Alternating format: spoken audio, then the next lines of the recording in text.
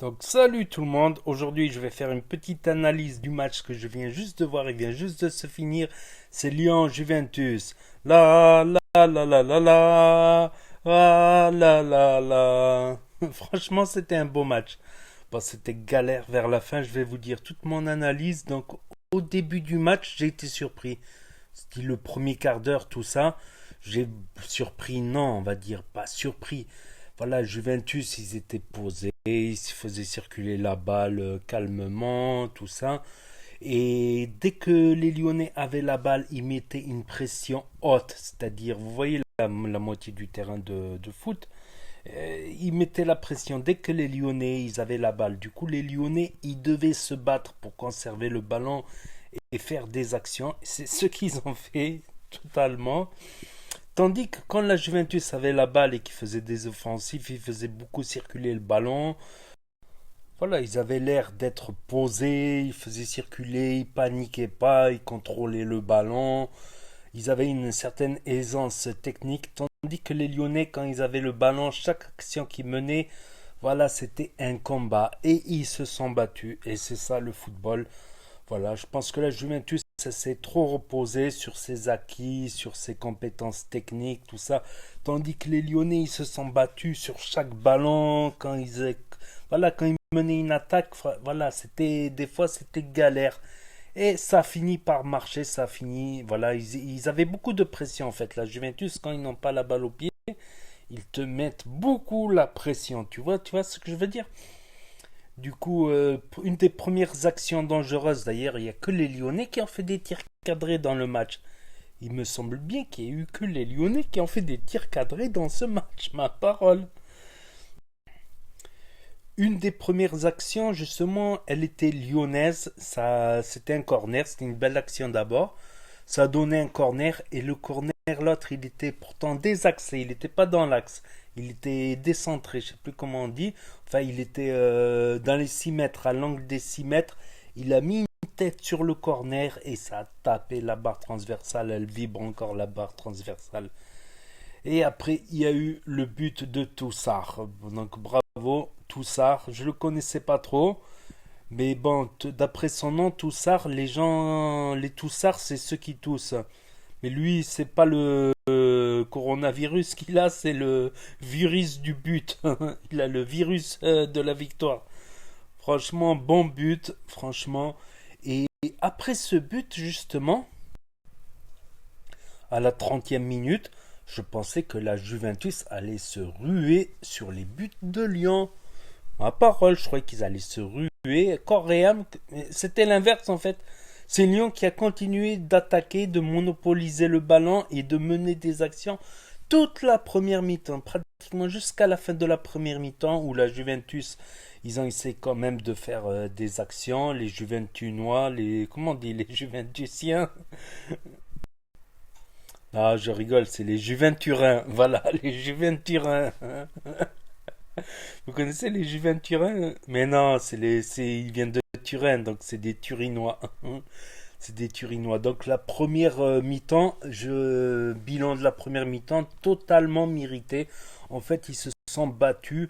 Même, je vais dire, on va dire que Lyon a été agressif. Ils ont utilisé un système de jeu agressif. Et ça paye. Voilà, le physique, l'agressivité. D'ailleurs, il n'y a que Lyon qui s'est pris des cartons jaunes, il me semble. Il me semble qu'il n'y a que Lyon qui s'est pris des cartons jaunes, effectivement. D'ailleurs, les Turinois, il y en a un qui avait la tête en sang, l'autre, il avait le coude en sang, ils étaient tous en sang, franchement. Donc, faut avouer, voilà, les Lyonnais, ils ont joué agressif. Ça me fait penser aux plus petites divisions, c'est très très agressif, plus agressif que technique.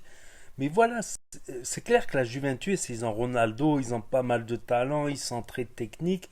Mais si t'as pas cette touche d'agressivité, cette envie, voilà. Et les Lyonnais, ils ont su être physiques, ils ont su tout donner.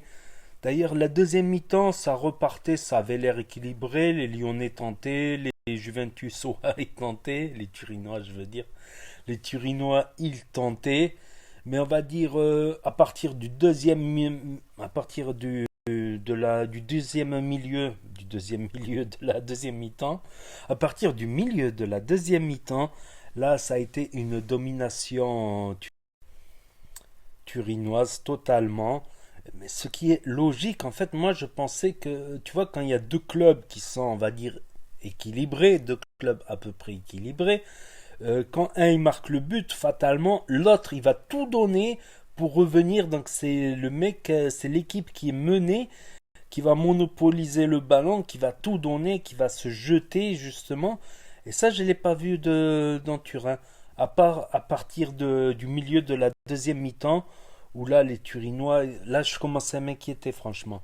Je commençais à m'inquiéter et je me disais que, voilà, ils risquaient d'égaliser. Voilà, je le sentais. D'ailleurs, ils ont même égalisé, mais il était hors jeu. De pas beaucoup, mais il était hors jeu quand même. Donc c'est pas celui-là qui avait le coup d'encens. Ouais, il me semble que c'est celui-là qui avait le coup d'encens.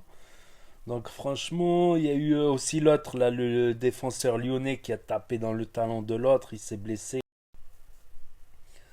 Donc franchement, je dirais que Lyon n'a pas démérité dans l'envie, dans l'agressivité, dans le physique, même si, voilà, ils avaient tellement donné lors de la première mi-temps et au début de la deuxième mi-temps qu'à la moitié de la deuxième mi-temps, voilà, ils étaient morts, ils avaient trop donné, voilà. Mais c'est ça, il faut gérer l'énergie. Mais on le sentait à la fin du match qu'ils n'en pouvaient plus, ils n'arrivaient plus à mener une contre-attaque. On le sentait franchement. Et après, à la fin, dans les temps de jeu additionnels, c'est ça comme ça on dit, les temps de jeu additionnels, dans les arrêts de jeu, voilà, dans les arrêts de jeu, il y a pas un Gugus. Franchement, il restait 25 secondes à jouer, il n'y a pas un Gugus qui rentre sur le terrain. Mais ça, c'est vachement con. Parce que l'arbitre, il s'est comme senti le droit de donner une minute supplémentaire qui aurait pu coûter cher, qui a débouché sur le dernier coup franc. Il aurait pu coûter très cher, franchement, à cause de ce Gugus qui rentre sur la pelouse. Bref, je vais dire, voilà, Lyon, ils en méritaient. Après, le match retour à Turin, ça va être une autre paire de manches. Ça va être une autre paire de manches, en espérant tout de même que en espérant bien évidemment que le coronavirus ne se propage pas trop en Italie, pas pour le football, parce que moi je suis pas loin de l'Italie non plus, et même pour les Italiens, que j'ai plein d'amis italiens, qui même d'Italie, des Italiens d'Italie, il y en a plein qui sont super sympas, super accueillants, super ouverts, tout ça, super bons vivants. Il y a des bons Italiens, des mauvais Italiens, comme partout, on va dire.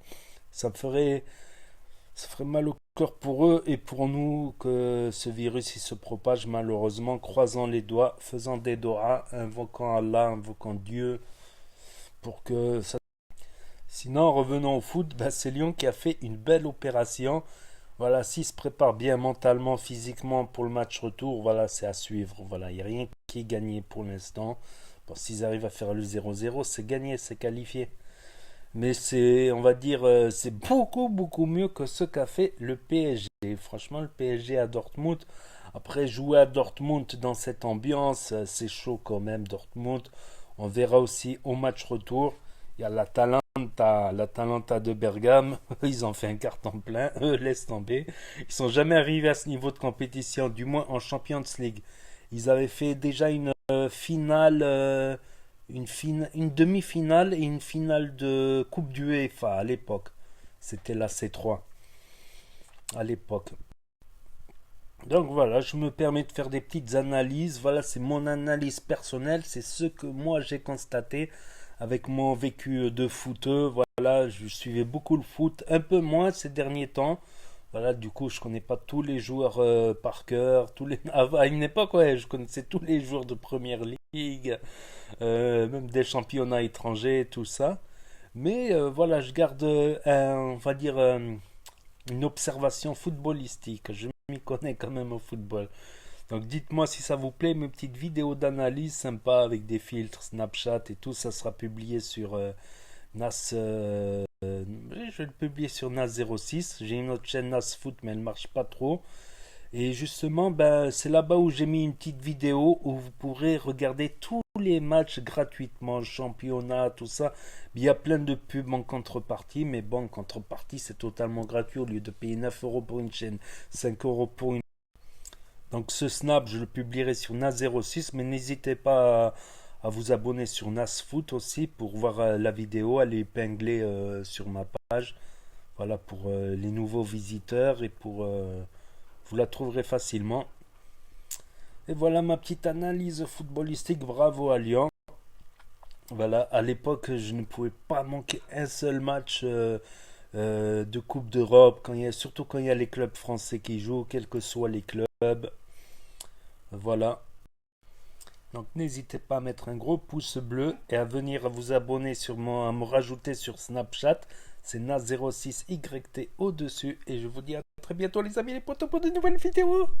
Tchuss.